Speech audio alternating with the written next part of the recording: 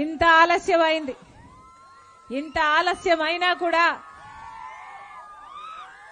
ఆలస్యమైనా కూడా మీ పనులను పక్కన పెట్టి రాజశేఖర రెడ్డి బిడ్డ వస్తుంది, రాజశేఖర రెడ్డి బిడ్డను చూడాలి, వినాలి అని మీ పనులు మానుకొని మరి నా కోసం మీరు సమయం చేసుకుని ఇంతసేపు వేచి ఉన్నారు. వచ్చిన ప్రతి అన్నకు, ప్రతి తమ్ముడికి, ప్రతి అక్కకు, ప్రతి చెల్లికి, ప్రతి అమ్మకు మీ రాజశేఖర రెడ్డి బిడ్డ మీ వైఎస్ షర్మిలారెడ్డి శిరస్సు వంచి చేతులు జోడించి మనస్ఫూర్తిగా నమస్కరించుకుంటోంది.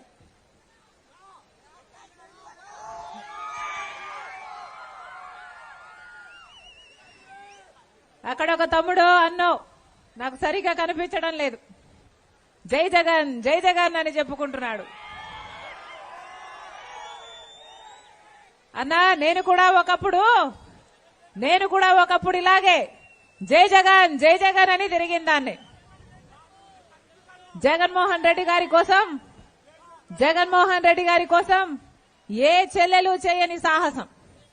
జగన్మోహన్ రెడ్డి గారు జైలుకెళ్తే 3200 కిలోమీటర్లు దాదాపు ఒక సంవత్సరం పాటు నా బిడ్డల్ని, నా ఇంటిని, నా వ్యవహారాల్ని అన్ని పక్కన పెట్టి జగన్మోహన్ రెడ్డి గారి కోసము 3200 కిలోమీటర్ల ఎండనక వాననక ప్రజల మధ్య రోడ్ల మీదనే బతికిన దాన్ని ఈ రాజశేఖర రెడ్డి బిడ్డ. జగన్మోహన్ రెడ్డి గారు చేయమంటే సమైక్య ఆంధ్ర కోసం యాత్ర చేశా, ఆ తర్వాత ఓదార్పు యాత్ర తెలంగాణలో చేశా, ఆ తర్వాత బాయ్ బాయ్ బాబు గుర్తుందా, బాయ్ బాయ్ బాబు క్యాంపెయిన్ కూడా చేశా. దాంతో పాటి జగన్మోహన్ రెడ్డి గారు పెట్టిన మేనిఫెస్టో ఊరు ఊరు తిరిగి, వాడ తిరిగి ఎంతమంది ఎమ్మెల్యే అభ్యర్థులుంటే ఎంతమందికి క్యాంపెయిన్ చేస్తుంటాను. ఆ క్యాంపెయిన్ లో ఎంతమందికి చెప్పుంటాను, జగన్మోహన్ రెడ్డి గారి అధికారంలోకి వస్తే ఇద్దరికి చొప్పున అమ్మఒడి 15,000 ప్రతి సంవత్సరం ప్రతి ఇంటిలో ప్రతి మహిళకు ఇస్తాము ఇద్దరికి అని చెప్పాం. మరి ఇద్దరికి వస్తుందా? సగానికి సగం కట్టు. అదే ప్రచారంలో నేనే చెప్పా, జగన్మోహన్ రెడ్డి గారు ముఖ్యమంత్రి అయితే రైతులు రాజులవుతారు, వ్యవసాయం పండుగ అవుతుంది, 3000 కోట్లతో ధర స్థిరీకరణ నిధి ఏర్పాటు చేస్తాడు జగనన్న. దాంతో ఏ రైతన్నా లాభానికి అమ్ముకుంటాడు తప్పితే నష్టపోడు, అప్పుల పాలైపోడు అని చెప్పి ప్రచారం చేసిన దాన్ని. వచ్చినాయా లాభాలు? ఏమన్నా వచ్చినాయా లాభాలు? అప్పులు తీరిపోయినాయా? ఈరోజు జగనన్న కనీసం డ్రిప్ వేసుకోవడానికి కూడా సహాయం చేయకపోతే, వ్యవసాయాన్ని దండగ చేస్తే ఈరోజు రైతులంతా ఆత్మహత్యలు చేసుకుంటున్నారు. ఇదే జగనన్న గారిని నేను కూడా నమ్మి, అన్నా జగన్మోహన్ రెడ్డి గారికి ఓట్లేయండి, 4000 కోట్లతో పంట నష్టపరిహారానికి ఒక నిధి ఏర్పాటు చేస్తారు. ఏ రైతన్నా, ఏ వరదొచ్చినా, ఏ కరువు వచ్చినా, పంట అంటూ నష్టపోతే 4000 కోట్లుంటుంది, పంట నష్టపరిహారం ఇస్తాడు జగనన్న గారు అని ఇట్లాగే బైక్ పెట్టుకుని తిరిగిన దాన్ని నేను. వస్తుందా అన్నా పంట నష్టపరిహారం? ఏ రైతన్నా పంట నష్టపోతే, అన్నా మీ పంట పోయిందా, మీకు నష్టం వచ్చిందా అని ఎప్పుడైనా ఒక్కడైనా వచ్చి, ఏ ఆఫీసర్ అయినా, ఎమ్మెల్యే అయినా, ఎంపీ అయినా, ముఖ్యమంత్రి అయినా ఒక్కసారైనా వచ్చి పరామర్శించారా? ఒక్క పైసా అయినా మీకు అందించారా? లేదు. ఇదే జగనన్న గారు చెప్తే ఇలాగే మైకు పట్టుకొని నేను కూడా ఒకప్పుడు ఇలాగే ప్రచారం చేస్తూ, జగన్మోహన్ రెడ్డి గారు ముఖ్యమంత్రి అయితే పూర్తి మద్యపాన నిషేధం చేస్తాను అన్నారు. నేను ప్రచారం చేశాను. జగనన్న గారైతే పూర్తి మద్యపాన నిషేధం చేయకపోతే మళ్లీ మీ ఊరికి రాను, వచ్చి ఓట్లు అడగను అన్నారు. పూర్తి మద్యపాన నిషేధము మేనిఫెస్టోలో పెడుతున్నాము. మేనిఫెస్టో అంటే నాకు బైబిల్, ఖురాను, భగవద్గీతతో సమానము అని చెప్పాడు జగన్మోహన్ రెడ్డి గారు. మరి అయిందా మద్యపాన నిషేధం? మద్యపాన నిషేధం కాలేదు కదా. ఆఖరికి ఈరోజు జగన్మోహన్ రెడ్డి గారి సర్కారే మద్యం అమ్మే స్థితికి వచ్చారు. ఇప్పుడు సర్కారే అమ్ముతుంది మద్యం, అది కూడా వేరే బ్రాండ్లేం ఉండవు. సర్కారు ఏ బ్రాండ్ అమ్ముతే ఆ బ్రాండ్ కొనాలి, సర్కారు ఎంతకు అమ్ముతే అంతకు కొనాలి. అది నాసి రకమైన మన రాష్ట్రంలో 25% మద్యం తాగే వాళ్ళు లివరు కిడ్నీలు చెడిపోయి చచ్చిపోతున్నా అదే మద్యమే తాగాలి. తీరా చూస్తే ఏమమ్ముతున్నారా అంటే ఏమమ్ముతున్నారు? బూమ్ బూమ్ అట, క్యాపిటల్ అట, స్పెషల్ స్టేటస్ అట, ఆఖరికి డిఎస్సి కూడా వచ్చిందట కదా. అయ్యా జగన్మోహన్ రెడ్డి గారు వాగ్దానాలు ఎక్కడ నిలబెట్టుకున్నారయ్యా అంటే అన్ని లిక్కర్ షాపులో నిలబెట్టుకున్నానన్నట్టుగా ఉంది వ్యవహారం. అది కూడా ప్రపంచంలో ఎక్కడా లేదు. మద్యం కొంటే క్యాష్ ఓన్లీ అన్న పద్ధతి ఎక్కడా లేదు. డిజిటల్ పేమెంట్సే లేవు. అంటే ఎవరు ఎక్కడ ఎప్పుడు ఎంత అమ్ముతున్నారు, ఎంతకు అమ్ముతున్నారు, ఎట్లా కొనుక్కుంటున్నారు, జనాలు స్టేట్ ట్యాక్స్ కథ ఏంటి, సెంట్రల్ ట్యాక్స్ ఏంటి, ఎక్సైజ్ డ్యూటీలు ఏంటి, ఎక్కడ ఏది లెక్కలు రేవు. అయినా కూడా యథేచ్ఛగా ఇది వ్యవహారం. ఇలాగే మైకు పట్టుకొని జగన్మోహన్ రెడ్డి గారికి ఓట్లేయండి అని అడిగిన దాన్ని నేను. జగన్మోహన్ రెడ్డి గారికి ఓట్లేస్తే స్పెషల్ స్టేటస్ కోసము తలకాయ తాకట్టైనా పెడతాడు తప్పితే స్పెషల్ స్టేటస్ తీసుకొస్తాడు, బీజేపీకి తల మెడలు వంచి తీసుకొస్తాడు స్పెషల్ స్టేటస్ అని ప్రచారం చేసిన దాన్ని. వచ్చిందా స్పెషల్ స్టేటస్? వచ్చిందా అన్నా స్పెషల్ స్టేటస్? స్పెషల్ స్టేటస్ వస్తే ప్రతి నియోజకవర్గంలో 100 అయినా కొత్త పరిశ్రమలు వచ్చేవి. దాంతో మనకు అభివృద్ధి జరిగేది, మన బిడ్డలకు ఉద్యోగాలు వచ్చేవి. స్పెషల్ స్టేటస్ లేకపోతే మనకు అసలు అభివృద్ధి మొత్తం శూన్యం అయిపోయింది. ఏం చేశాడు జగన్మోహన్ రెడ్డి గారు? అధికారం ఇస్తే, పదవిస్తే అది కాస్త బీజేపీ పార్టీకి తాకట్టు పెట్టారు. స్వప్రయోజనాల కోసం ప్రజలను తాకట్టు పెట్టారు, స్పెషల్ స్టేటస్ ను తాకట్టు పెట్టారు, పోలవరం ప్రాజెక్టును తాకట్టు పెట్టారు. ఆఖరికి మనకు రాజధాని కూడా లేదు. ఈ రోజు పక్క రాష్ట్రాల్లో ఎన్ని చూస్తున్నాం. హైదరాబాద్ ఉంది, చెన్నై ఉంది, బెంగళూరు ఉన్నాయి, అన్ని ఉన్నాయి, అందరికీ రాజధానీలు ఉన్నాయి. కానీ మనకు మాత్రం 3 రాజధానీలు అన్నాడు జగన్మోహన్ రెడ్డి గారు. ఉందా? ఒకటైనా ఉందా? ఒకటైనా ఉందా? తలెత్తుకొని ఇది మా రాజధాని అని చెప్పుకోదగ్గ ఒక్కటి కూడా లేదు. మరి ఇలాంటి వాళ్లకు ఎందుకు ఓట్లేయాలో ఆలోచన చేయండి. ఇంకో వైపేమో తెలుగుదేశం పార్టీ, ఇంకో వైపేమో చంద్రబాబు గారు ఉన్నారు. ఒకవైపేమో జగన్మోహన్ రెడ్డి గారు, ఇంకో వైపేమో చంద్రబాబు గారు. ఈయన ఏం తీసిపోలేదు. ఈయన కూడా అదే బీజేపీ పార్టీతో పొత్తు పెట్టుకున్నారు. ఎందుకు పెట్టుకున్నావా అంటే మనకు స్పెషల్ స్టేటస్ ఇవ్వలేదు, పోలవరం ఇవ్వలేదు, రాజధాని ఇవ్వలేదు. బీజేపీ పార్టీ మన రాష్ట్రానికి 10 సంవత్సరాలుగా వెన్నుపోటు పొడిచింది తప్పితే ఒక్కటంటే ఒక్క వాగ్దానం నిలబెట్టుకోలేదు అని చంద్రబాబు గారికి పూర్తిగా తెలిసి కూడా ఈరోజు అదే బీజేపీ పార్టీతో నిస్సిగ్గుగా మళ్లీ చంద్రబాబు గారు వెళ్లి పొత్తు పెట్టుకున్నారు. మరి ఇట్లాంటి వాళ్లకు ఎందుకు ఓట్లేయాలి? ఒక పాలక పక్షమైనా ఒక ప్రతిపక్షమైనా ఇద్దరు బీజేపీ పార్టీకే బానిసలైతే మరి ప్రజలు ఎవరికి ఓట్లేయాలి, వాళ్లకు ఎందుకు ఓట్లేయాలో ఆలోచన చేయండి.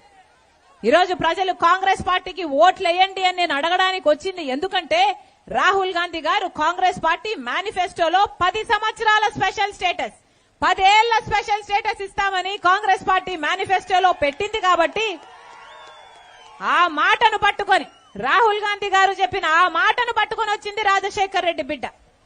నా మాటను నమ్మండి, మీరు కాంగ్రెస్ పార్టీని ఆశీర్వదించండి, మనకు స్పెషల్ స్టేటస్ వస్తుంది. పోలవరం ప్రాజెక్టుతో పాటు రాజశేఖర్ రెడ్డి గారి తలపెట్టిన జలయజ్ఞం అన్ని ప్రాజెక్టులను పూర్తి చేసుకోవచ్చు. బ్రహ్మాండమైన రాజధాని వస్తుంది. ఆఖరికి కడప స్టీల్ ఫ్యాక్టరీ కూడా వస్తుంది. జగన్మోహన్ రెడ్డి గారు ముఖ్యమంత్రిగా ఉన్నారు. జగన్మోహన్ రెడ్డి గారు ముఖ్యమంత్రిగా ఉండి కడపలో స్టీల్ ఫ్యాక్టరీ కూడా సాధించలేకపోయారు. కడప స్టీల్ ఫ్యాక్టరీ అన్నది రాజశేఖర్ రెడ్డి గారి కల. అట్లాంటిది రాజశేఖర్ రెడ్డి గారి కొడుకు అయ్యుండి ఆ కడప స్టీల్ ఫ్యాక్టరీ కూడా ఇంకా ఇంతవరకు చేత కాలేదంటే ఇక జగన్మోహన్ రెడ్డి గారికి ఇంకా ఏ చేతనైనట్టు, ఏ పరిపాలన చేతనైనట్టు?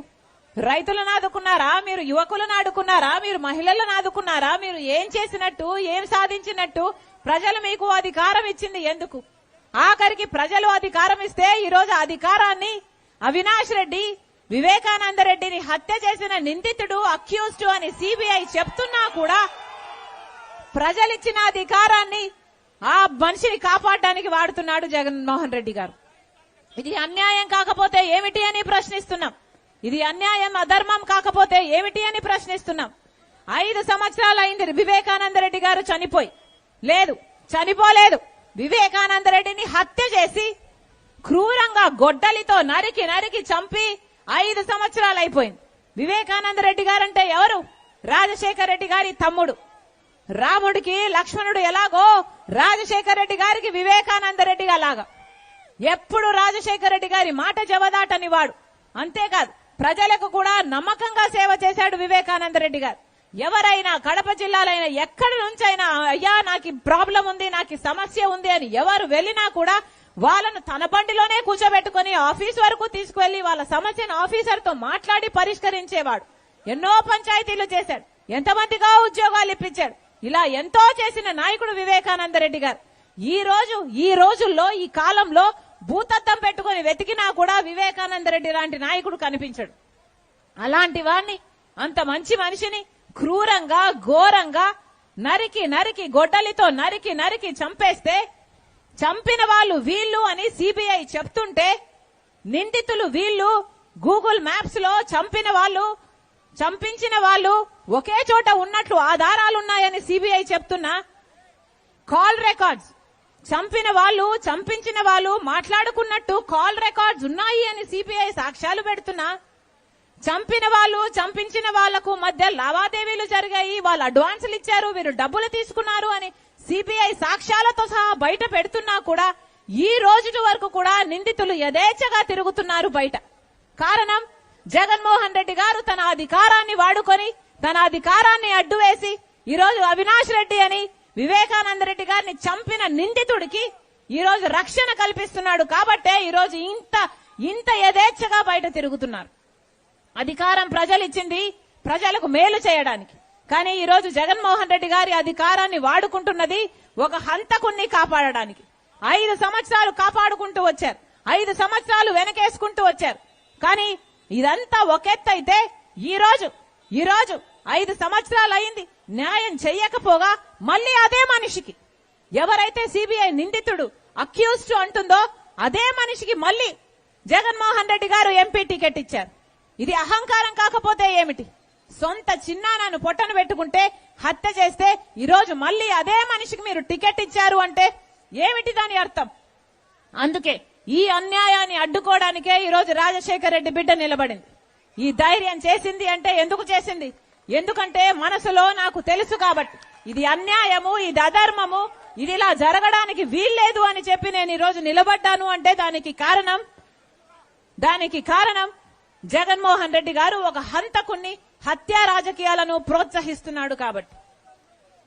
ఇలాంటి జగన్మోహన్ రెడ్డి గారికి ఒక సలహాదారుడున్నారు, సజ్జల రామకృష్ణారెడ్డి.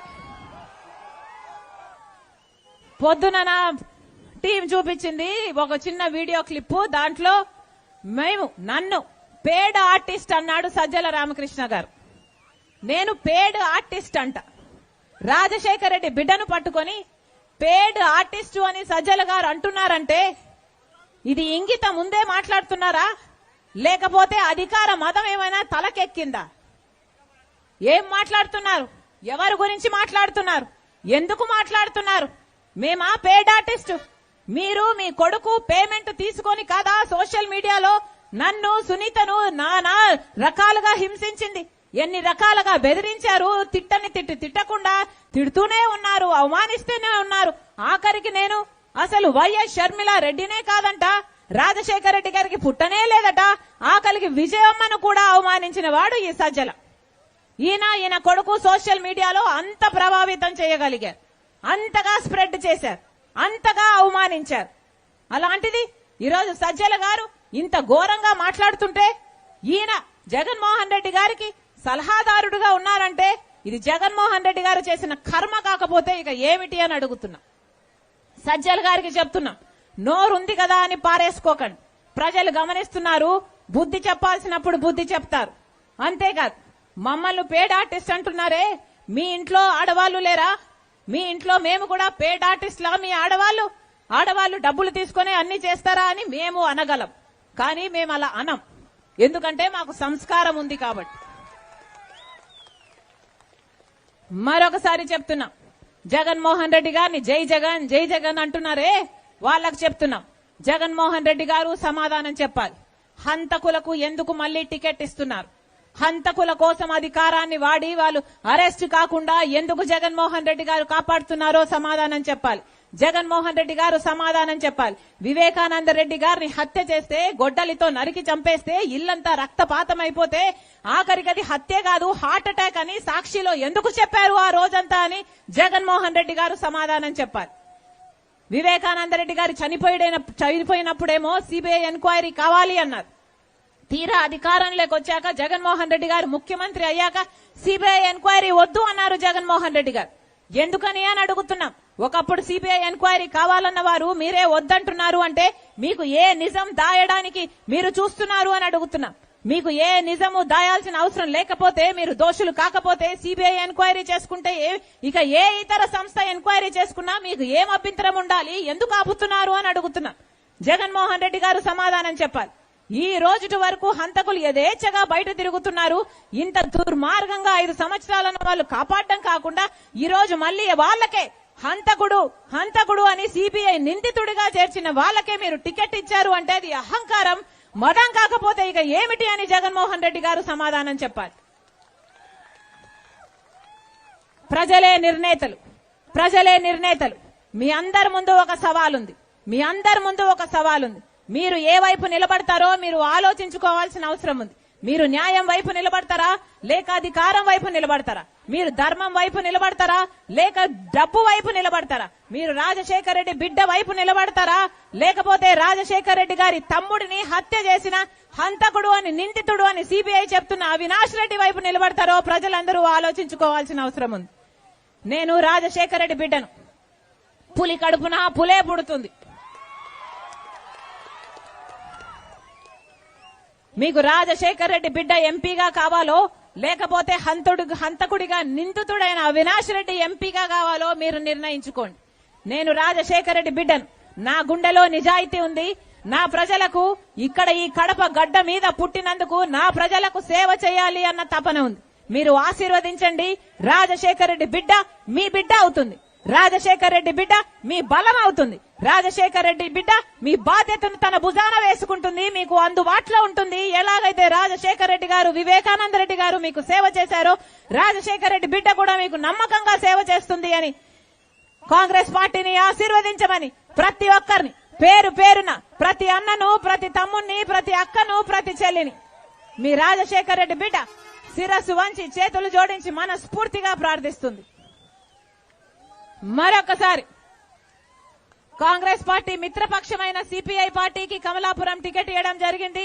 దయచేసి చంద్రాన్నకి ఓటేసి గెలిపించాలని మనస్ఫూర్తిగా ప్రార్థిస్తున్నాం. జోహార్ వైఎస్ఆర్, జోహార్ వైఎస్ఆర్, జోహార్ వైఎస్ఆర్, జై కాంగ్రెస్. హస్తం గుర్తుకే, హస్తం గుర్తుకే, హస్తం గుర్తుకే, హస్తం గుర్తుకే. అమ్మా హస్తం గుర్తు. అమ్మా ఆశీర్వదించండి, అన్నా ఆశీర్వదించండి.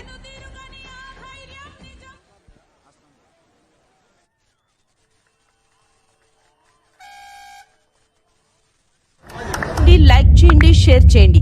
మా లేటెస్ట్ అప్డేట్స్ కోసం పక్కనే ఉన్న బెల్ ఐకాన్ ని క్లిక్ చేయండి.